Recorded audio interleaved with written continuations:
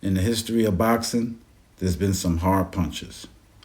A lot of weight classes, a lot of different nationalities, but some very hard punches. This series, we're going to chronicle the hard punches, and we're going to take the top 5 from the major weight classes. We're starting with the featherweights, so without further ado, let's get into it.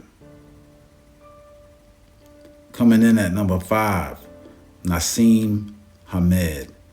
Now, a lot of people didn't like Naseem for some of his antics, some of the things that he said, and the way he behaved.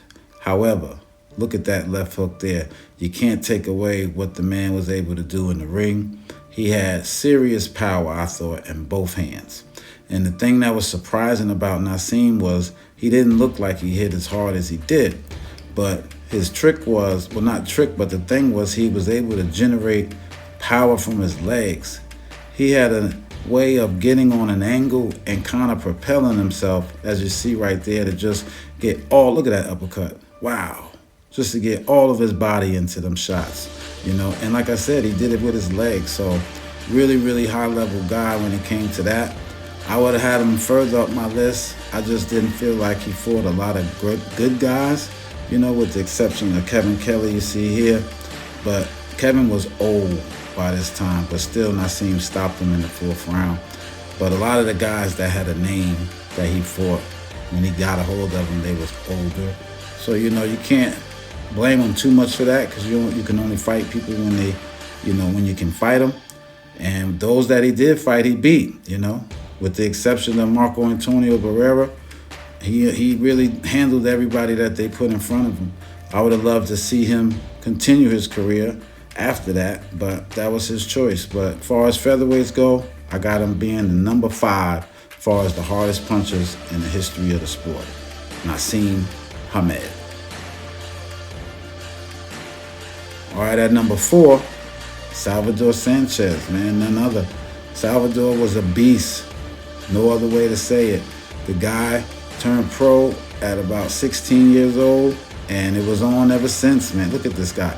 See, this was the difference between Salvador. Naseem, when Naseem hit guys, they would fall down, they would be able to get up, whatever. But, like, Salvador would beat you up bad. Like, you see this?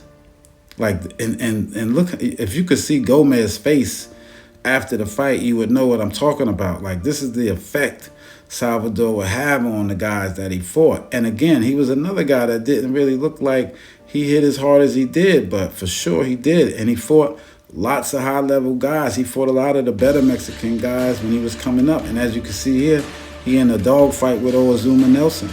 And Azuma Nelson is the real deal. I'll tell you that right now. That's why it took him 15 rounds to get Azuma out of there, because that's no easy feat. And he was able to do it. So you can't really doubt Salvador. You can't take anything away from his power, like I said.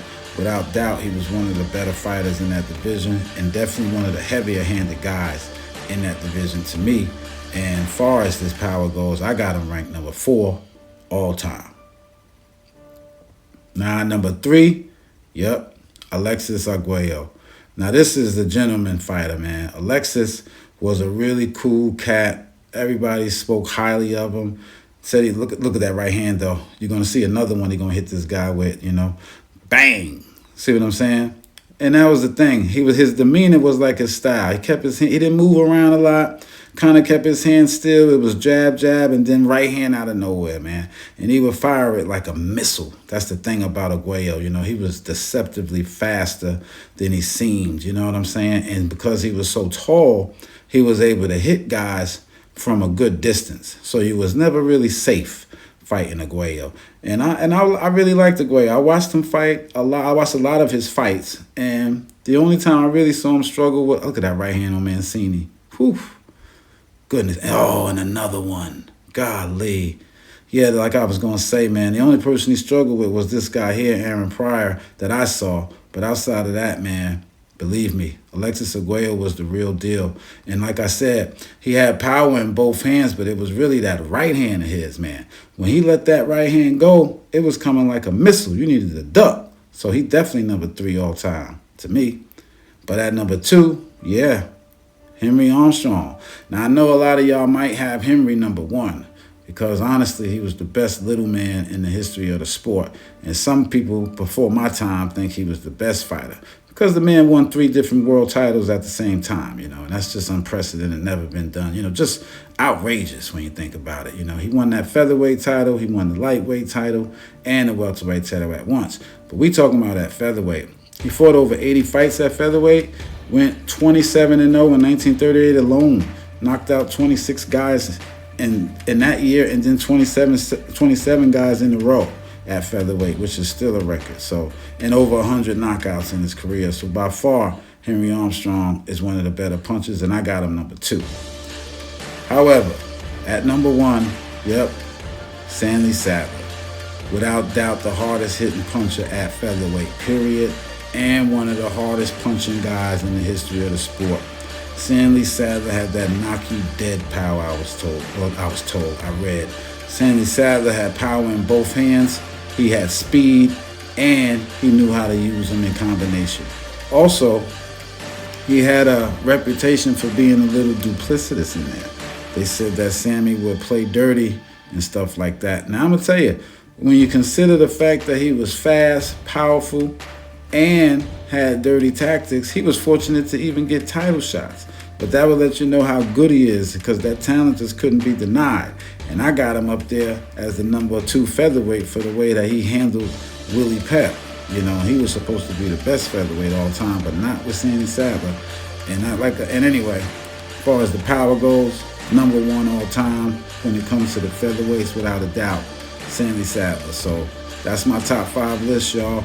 I appreciate everybody watching. I appreciate everybody that stayed through to the end.